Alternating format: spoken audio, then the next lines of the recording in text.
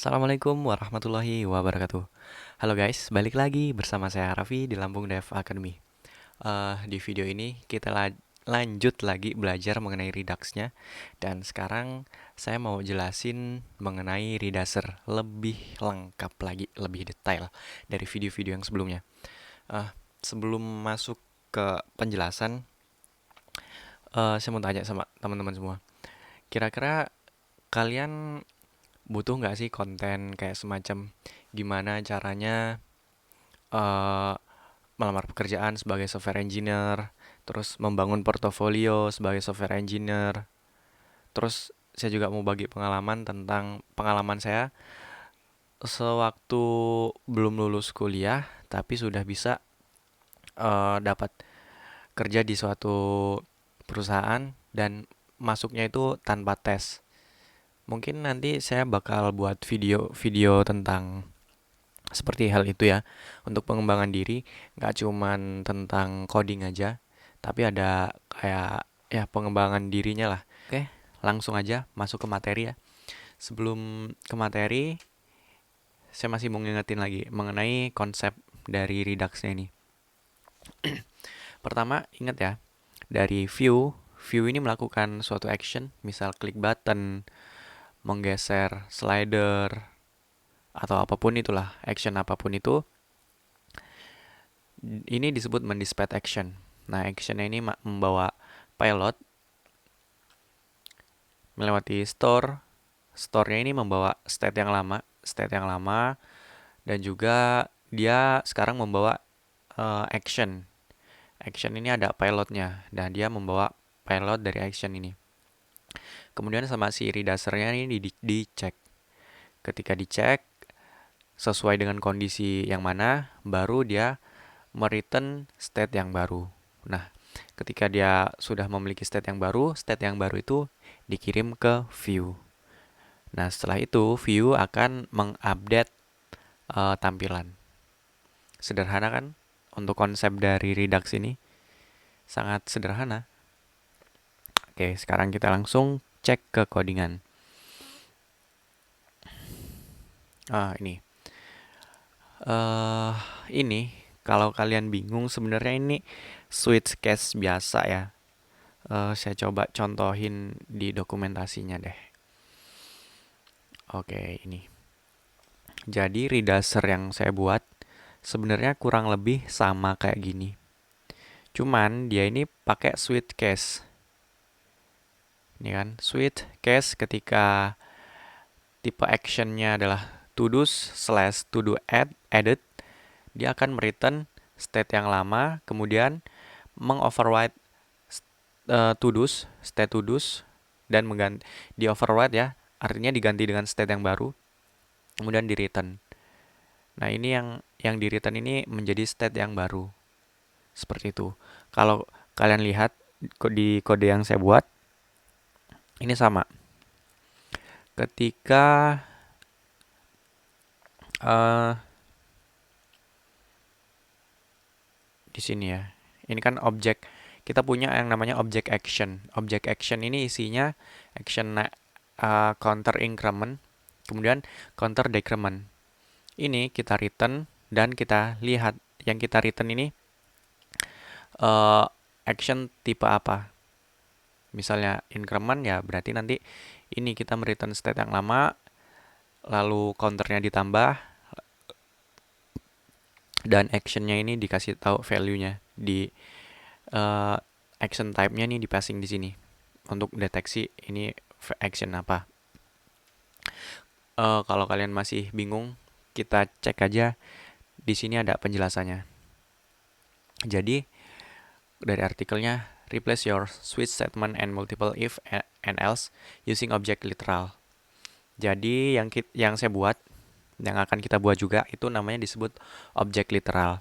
Kenapa kita menggunakan object literal, tidak menggunakan switch case?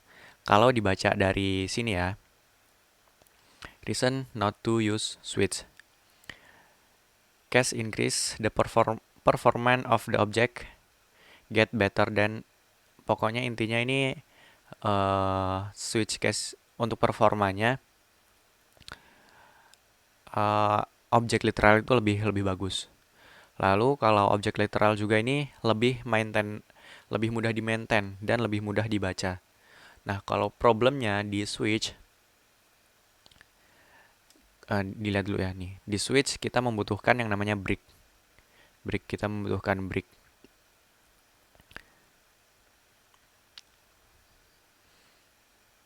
Ya. We are forced to manually add brick within each case. Dan ini akan membuat kita susah untuk melakukan debugging dan nested error. Ya, intinya gitulah ya.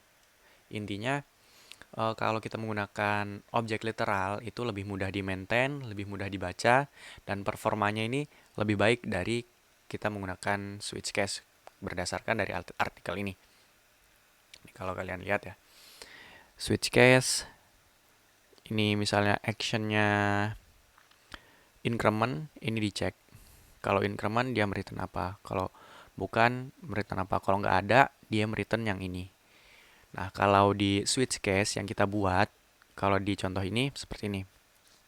Misalnya ini user type-nya. Nah, ini kondisi kalau dia nggak ada. Maksudnya, ya kalau kondisinya tidak memenuhi dari ketiga ini, dia akan mereturn yang default. Atau, oops, this guy doesn't have user profile. Sekarang coba dicek yang udah saya buat. Lihat ya. Kita mereturn action type, lalu action defaultnya. Defaultnya ini.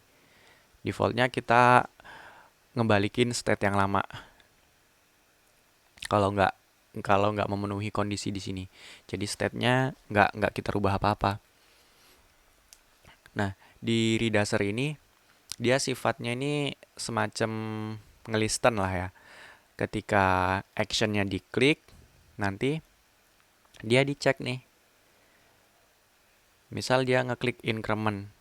Kemudian state yang lama ditaruh dulu di sini. Diambil value-nya, state yang lama diambil. Kemudian kita override. Kita tulis ulang action. Kita isi action type. Kemudian counter, kita tambah counternya. Nah, counternya ini kita tambah dengan apa? Counter yang lama, ini state counter ditambah dengan 1. Kemudian value-nya kita return. Nah, ini kita mereturn value yang baru, mereturn state yang baru ini dengan kondisi counternya ini sudah bertambah 1. Karena sudah bertambah 1, maka di view-nya dia akan melakukan update datanya. Seperti itu kurang lebih. Kalau dicek lagi,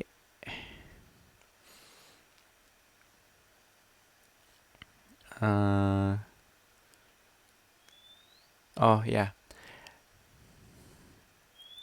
kita nggak boleh merubah state dengan cara seperti ini ya. Kita gunakan prinsipnya apa sih namanya? Immutable.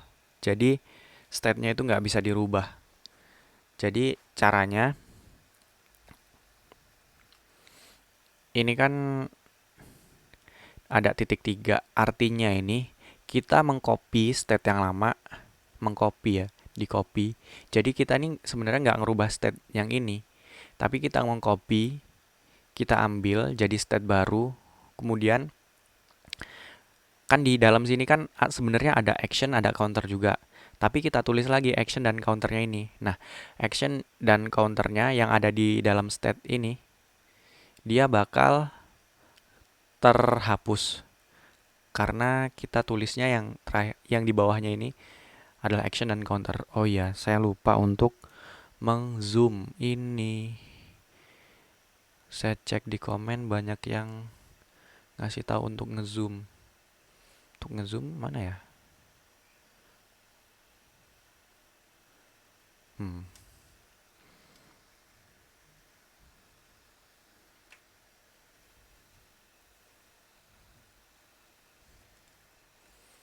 ngezoom. Oh ini. Eh?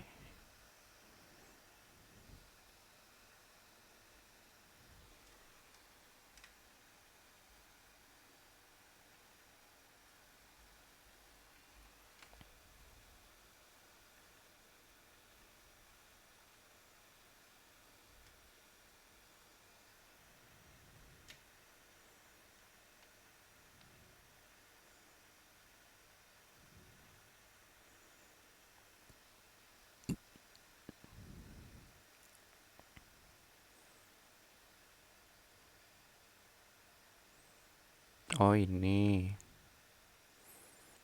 Zoom in, komen sama dengan. Nah, ya ya ya ya. Oke.